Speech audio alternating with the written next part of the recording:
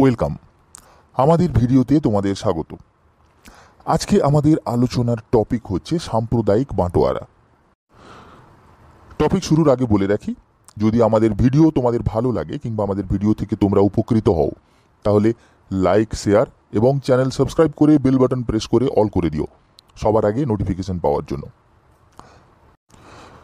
তাহলে কথা না বাড়িয়ে আজকে টপিকে যাচ্ছি।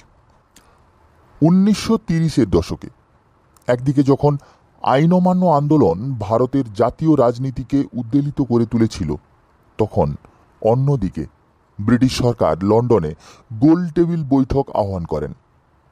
ভারতে ব্রিটিশ শাসনকে সুরক্ষিত করার উদ্দেশ্যে ব্রিটিশ সরকার ভারতে ধর্ম ও বর্ণগত বিভেদকে প্ররোচিত করার জন্য 1932 খ্রিস্টাব্দের 16ই আগস্ট ব্রিটিশ প্রধানমন্ত্রী ম্যাকডোনাল্ড সাম্প্রদায়িক বাঁটোয়ারা নীতি ঘোষণা করলেন।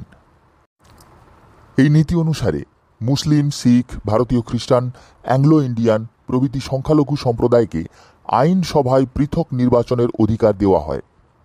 এমনকি হিন্দু সমাজের অঙ্গীভূত অনুন্নত বা তপশিলি সম্প্রদায়কে পৃথক নির্বাচনের অধিকারও দেওয়া হয়। বস্তুত এই ঘোষণায় ব্রিটিশ সরকারের এই ধরনের বিভেদ নীতির বিরুদ্ধে কংগ্রেস প্রতিবাদ আন্দোলন গড়ে তোলে।